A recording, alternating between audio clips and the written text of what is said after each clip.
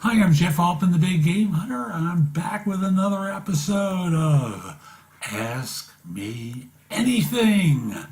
And, I'll start by saying I try to cover a lot of things in my videos and podcasts, and there are things I miss from time to time. So if you have a question about job hunting, the easiest way to ask it, and I want to be clear, it's a quick question. Like in this case, it's how to answer particular interview questions. I'm not looking to go into this elaborate personalized thing. I want to help not just you, but a lot of other people concurrently. So I'm not going to respond to general questions. I want something specific, okay? So here we're going to answer some tough interview questions that could be asked on interviews. And the first one we're going to cover is, tell me about a time where you had to give someone difficult feedback and how you managed it. So I want to start by saying dealing with difficult feedback on an interview is different than how you might do it in real life. And the way I think of it is, on an interview, you'd start off by saying, I want to make sure that you understand that this person was not caught by surprise. They were informed of this consistently as an issue until the point where at the end of the day, it was necessary to make them have a more difficult conversation. So you talk about anything that you did to prepare for your talk, which covers these points. And you describe the techniques that you use to deliver the feedback constructively and positively. And you talk with the interviewer about what you did to make sure that they understood the feedback, because if they don't understand it, they're not going to change the behavior, right? And then explain any follow-ups that you did to make sure the problem was addressed. So like many of the answers to behavioral interview questions, you follow the acronym of SOAR, Situation, Objective, Action, Result. And thus, in dealing with someone who suddenly was coming in chronically late, you had an employee who'd spoken with quietly about their new latenesses, and it had gotten to a point where others were noticing the behavior too, and it was adversely affecting some of the other employees. So you brought them into your office and very calmly said, look, I've spoken with you about this problem a couple of times. What's really going on? Tell me what's going on that's causing this issue. And up until recently, your punctuality was never in doubt, but now it is. So is there something going on? And then you talk about how, they had a family issue with a caregiver or a kid who was, finding it difficult to get out in the morning, yada, yada, yada. And thus, you're listening and empathizing, but then coming up with joint solutions to try and deal with this problem.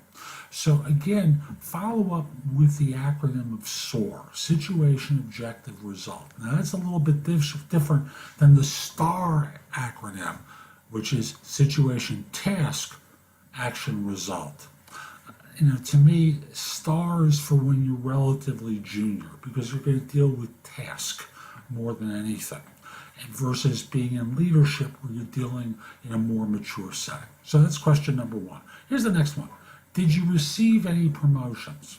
Hey, if you've received them, this is your opportunity to brag. I started as a junior individual, and about a year and a half in, I was promoted into one role.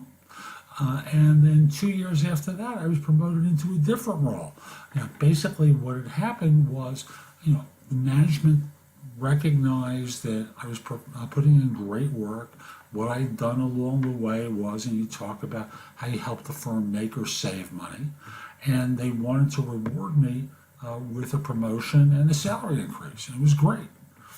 So you kind of deal with it that way. Now, if you haven't been with an organization for very long, or it's relatively small and relatively, flat, then you can just simply say, I'm working too small an organization for me really to get any promotions. And that's my issue. I'm in a place where, there are 8 of us working in total. I manage the group. My boss is in another city. We talk by video from time to time.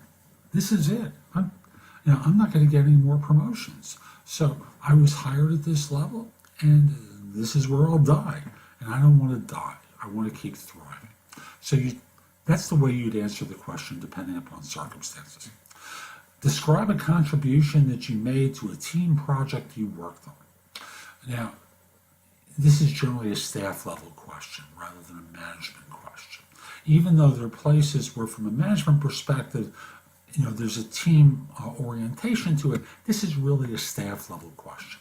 So again, SOAR, situation, objective, action, result. And we can't make stuff up because they're going to probe further. So unless you've made up all the details in advance, it just doesn't work. So think about a situation in your past where you worked as part of a team. And you can say, I've been in multiple team situations.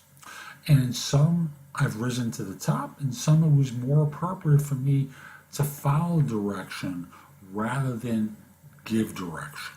So, there have been a lot of situations where I've been assigned responsibility for such and such, where I led a team of people. In other situations, I was part of a team of people and just being one of the folks working on the project. I pick folks because it's not guys, it's not girls, it's one of the people working on the project.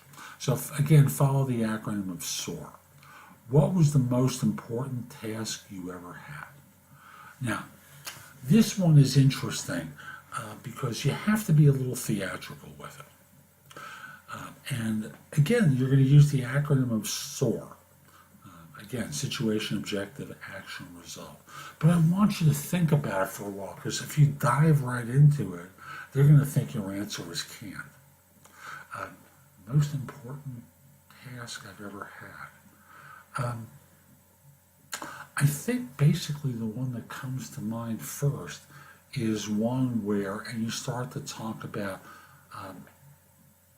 a situation where you helped your firm make money on a project or on a task where others had failed before. Being the hero is always a good situation for a question like this. So, let's say you were brought in to a firm that wasn't collecting revenue in a timely manner. How you streamlined operations and improved collections adequately in order to get money in within 40 days rather than the 100 days on average that was coming in, with most of the time it going even longer than that. So that becomes an example of something that you could speak to. Explain how your work experience is relevant to this position. This is the great question. I love this. And, you can basically say, if you give me a copy of the job description, I'll go item by item with you and walk through it. But from what you've told me, this is how I match up. You spoke about wanting someone with 8 years of experience with such and such. I have 9. You spoke about someone with 4 years of experience, and you kind of go through the job description to the best of your ability. And more importantly, then you convert to the functionality that's been explained to you. You convert and talk about how you've previously done situations either like this one, similar to this one, along the lines of dealing with people of various levels of sophistication and capability, and inspiring them to do great work so that it wasn't a chore, it wasn't an obligation, they wanted to do it. Now, I have no idea of the team that I'm inheriting, but this is my past where I've been able to do this previously, and I hope to be able to do it for you. So again, go through your background as fits the role. More importantly, go through the functionality that they've outlined to you and how you've done it previously. Match it with your background. That's the way to really approach this. Can you summarize the contribution to you that you would make to our organization? Now, I think of this as a second interview question because you have more information from people at this point. Now, if it's asked on a first interview, I would basically say, I'm not going to lie to you and tell you that I know exactly how I'm going to create an impact. After all, some organizations really don't want to change it all, and they just want to do plug and play and plug someone into a job that was done well before. The result winds up being that they don't want me to do anything to change anything.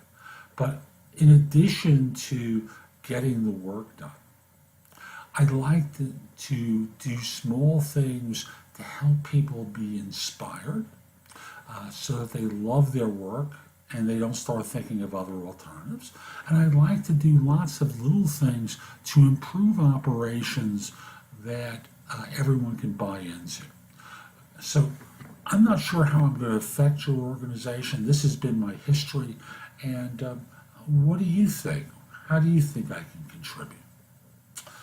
So I think there's one more question I want to address here. Bear with me. This is a variation on that question. If you were CEO of this company, what would you change? I have no idea. And that's the correct answer. I have no idea. I'm an outsider looking in. I read stuff in the trade press, that says certain things, or I read things using Google. I have no idea whether this is true or not. So I'm not going to assume that I know what the CEO of this firm should do and how they should change it. All I know is I'm going to look at things and try and improve them within my bailiwick and make the organization hum. And that's really as far as you can take that question. So I hope you found this useful. I hope you find it helpful. Hope you give it a great review. And if you have questions for me, connect with me on LinkedIn at linkedin.com/IN/the Big Game Hunter. And after we're connected, message me. That's also true if you're interested in one-on-one coaching.